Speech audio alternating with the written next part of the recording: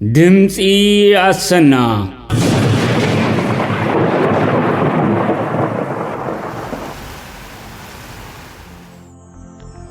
እዚ ካብ ከተማ ለንደን ዝመሓላለፍ ድምጽኹም ድምፂ አሰና እዩ።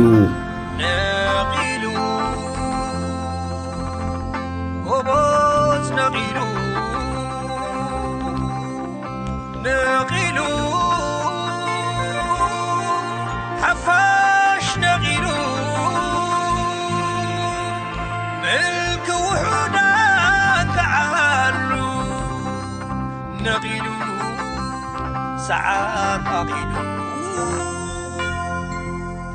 وغن عسل حبر سبر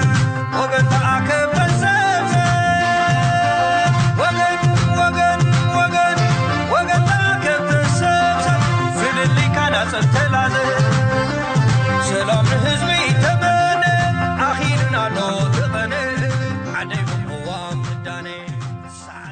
زخبر سلام تنبصحكم زخبركم تخاطاتل دمص اسنا كما يتوعلو ابنا يلوم 26 حمله 2018 مدبنا فلما زينا قصيلنا دما نتي اب جنيفا ن 31 نحاسه ككاير توطين زلو سفيح سلاماو سلف ايرتراوያን اب تግባር ዝውዕለሉ ንድፈ حسابات ዘጠቃለል ከም መቀጸልታ ናይቲ ቅድምት ማለት ዘርጋሕናዮ መጸዋዕታ ዝረአ መልእኽቲ ከነቅርበልኩም ኢና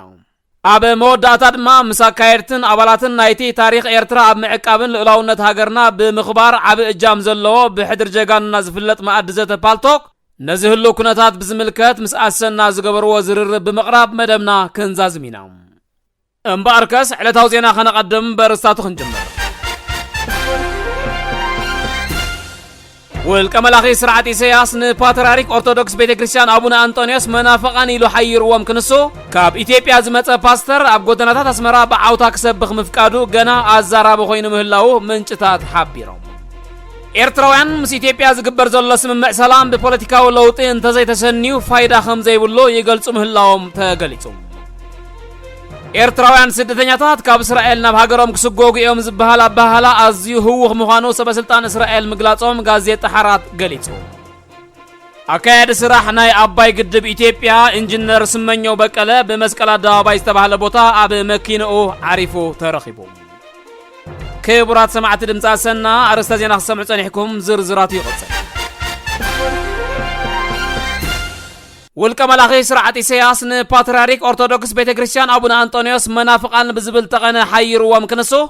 كمون إرتراوያን መራሕቲ ናይ ውሑዳን ኣመንቲ ጴንጤቆስታል ንነዊሕ ዓመታት ኣሲርዎም እናሃለወም ካብ ኢትዮጵያ ዝመጸ ፓስተር ሱራፌል ዝተባሃለ ፓስተር ኣብ ጎደናታት ኣስመራ ፊት ኣስመራ ፓላስ ሆቴል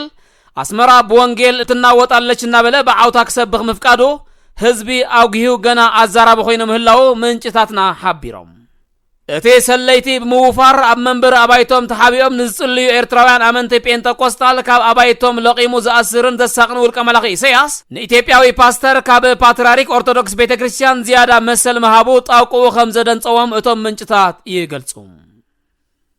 ምስ ኢትዮጵያ ናይ ሰላም ውዕል ኣብ ዝግበረሉ ዘሎ እዋን ኣብ ውሽጢ ኤርትራ ሱርበትኻው ለውጢ ክመጽእ ኣለዎ ዝብል እምነት ዘለዎም ኣብ ውሽጥን ወጻእን ዝርከቡ ኤርትራውያን ምስ ኢትዮጵያ ዝግበር ዘሎ ስምምዕ ሰላም በፖለቲካው ለውጢ እንተዘይ ተሰኒ ፋይዳ ከም ዘይብሉ ይገልጹ ምህላዎም መርበብ ሓበሬታ አልጀዚራ ኣብ ዓንቀጹ ኣስፊሩ ኣሎ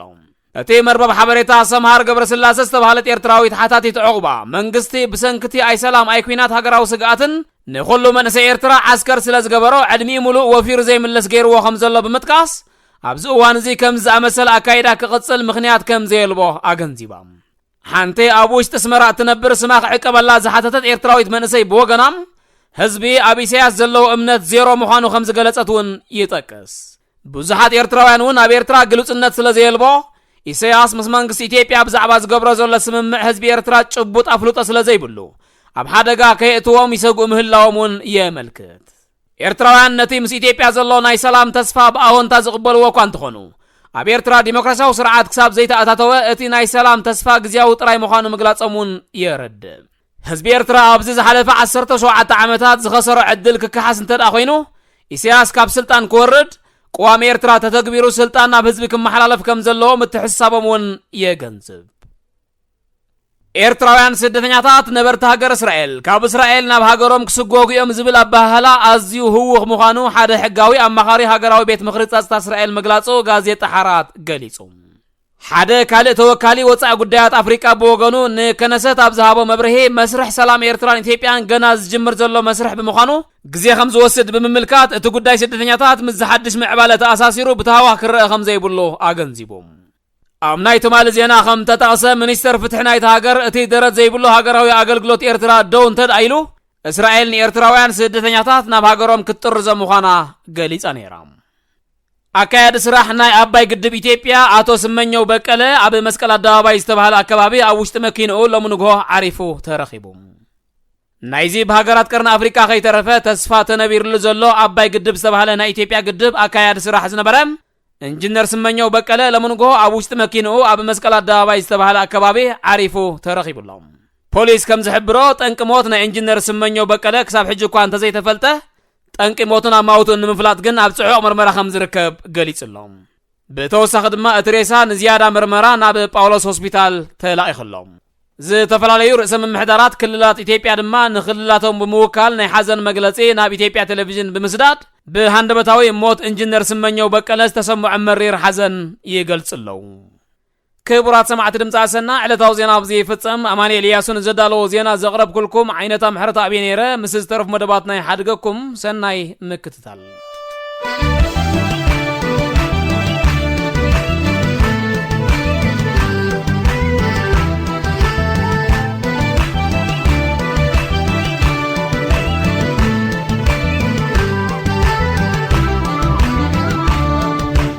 مريئك